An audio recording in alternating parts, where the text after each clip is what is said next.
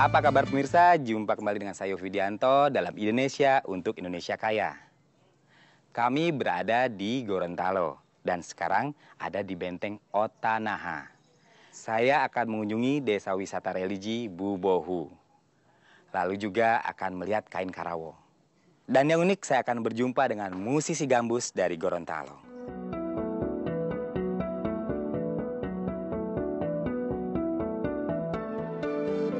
Pemirsa, sekarang saya berada di sebuah kawasan yang sangat indah.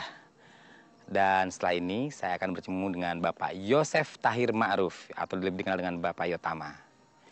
Beliau mengembangkan sebuah kawasan wisata religius yang disebut Desa Religius Bubohu.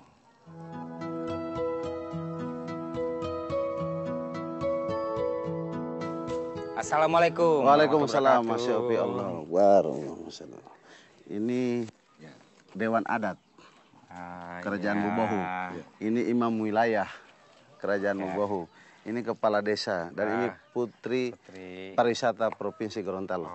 Selamat datang di Kerajaan Bubohu. Gorontalo. Ini ada santri. Ini mereka adalah penari penyambut tamu. Mas Yopi bisa ngambil apapun ini pengharum. Jadi ini harum alamiah. Ini Mas Yopi, ini sejarah tentang Bubohu dan Gorontalo. Bubohu dan Gorontalo. Ya, Kerajaan Gorontalo, Kerajaan Bubohu ada di sini. Di sini juga menerangkan tentang bahasa-bahasa asli Gorontalo. Lalu teknologi apa aja yang dibuat di sini seperti untuk lingkungan hidup. Untuk memudahkan wisatawan agar tidak dipandu pun udah bisa baca. Mas Yopi, kita ke sana. Ya.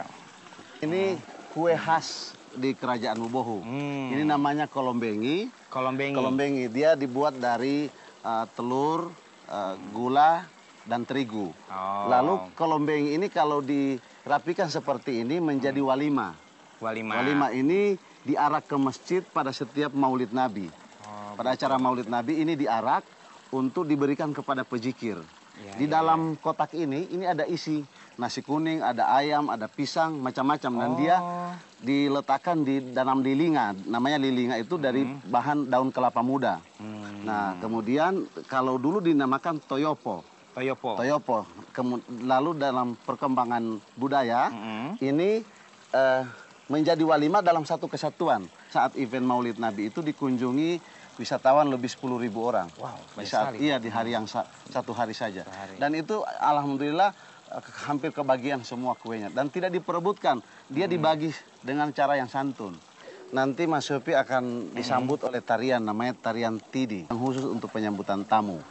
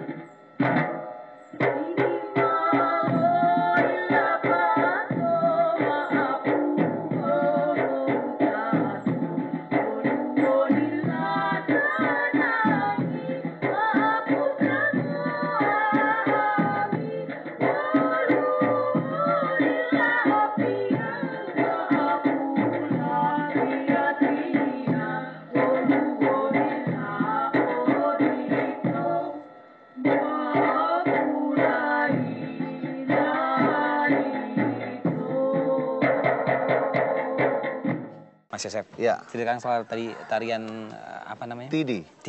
Tidi itu bahasa Gorontalo tarian.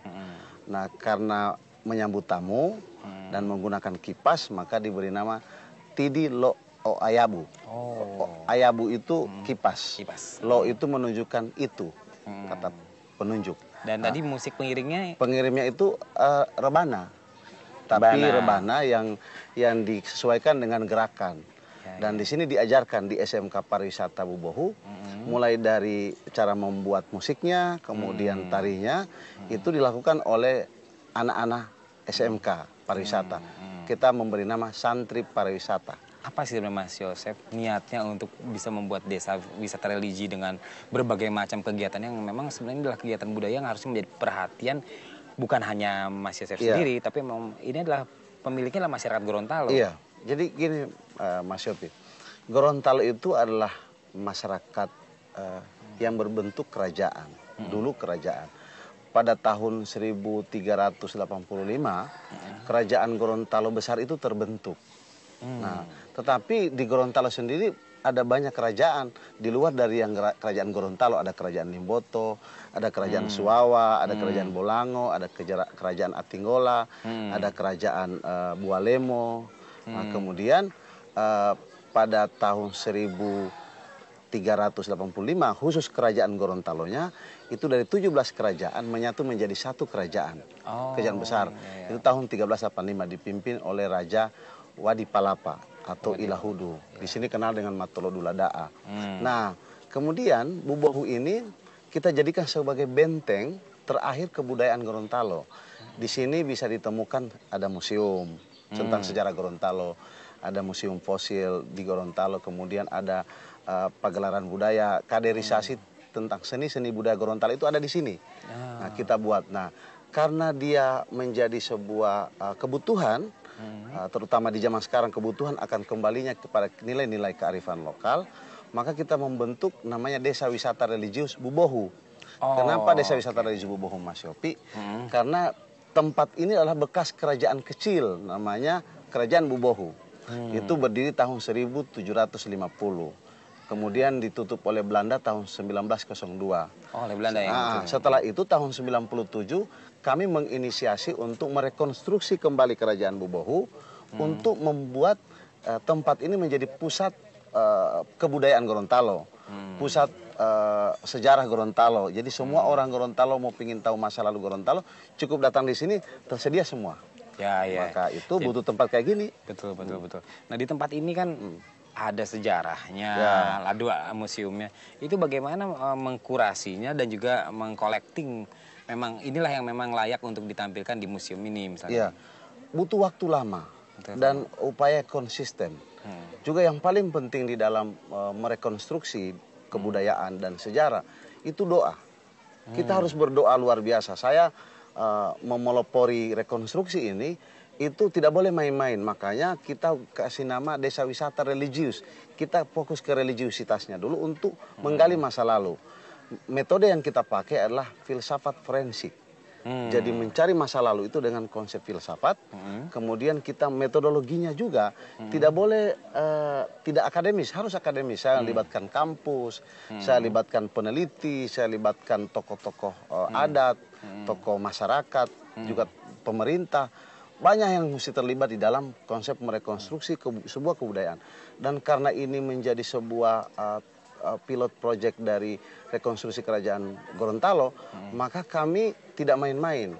Maka ketika kita memuseumkan itu dalam bentuk teknologi, kita bikin dalam bentuk teknologi, Mas Yopi. Sehingga orang Gorontalo tidak perlu ke sini juga boleh. Dia tinggal ketik www.museumsejarahgorontalo.blogspot.com bisa keluar. Bisa dimasuk di Facebook juga, grup Beranda Museum Sejarah Gorontalo. Semua orang berpartisipasi. Publik jadi ikut, yang menyimpan dokumen, Pak. Saling melengkapi jadinya. Melengkapi. Akhirnya kami jadi menemukan hampir semua dokumen sejarah masa lalu Gorontalo. Dan Mas Yosef yang menarik ini, selama saya di Gorontalo ini saya tidak menemukan istana. Katanya banyak kerajaan, tapi nggak ada istana. Ya, karakter kerajaan Gorontalo berbeda dengan kerajaan Melayu, kerajaan Jawa, Maluku, atau di tempat lain.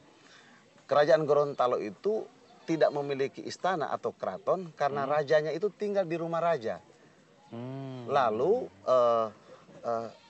tempat pertemuan raja dan pemangku adat itu namanya Dolohupan. Tetapi kalau raja tidak ada keraton karena setiap raja memiliki rumah adat sendiri.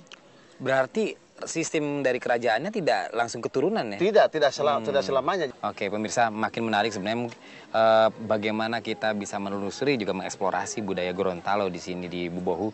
Tapi ada satu yang saya masih penasaran sama Mas Yosef. Ya.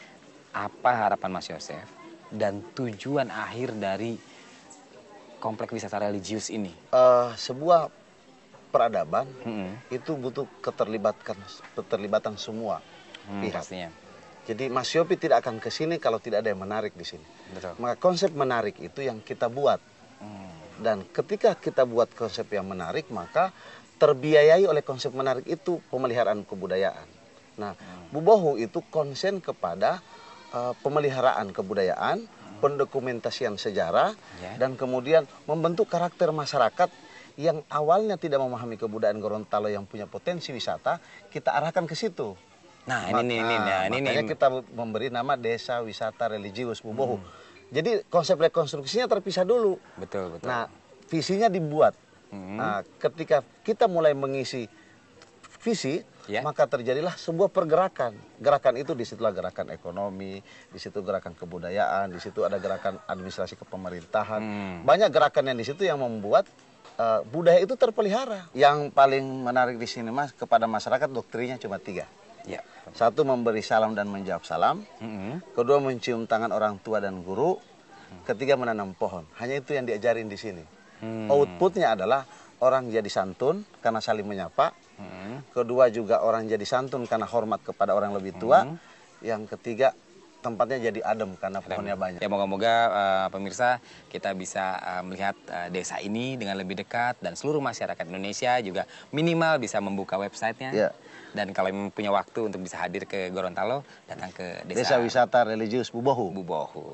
Terima kasih Mas Yopi. Makasih Mas Yopi.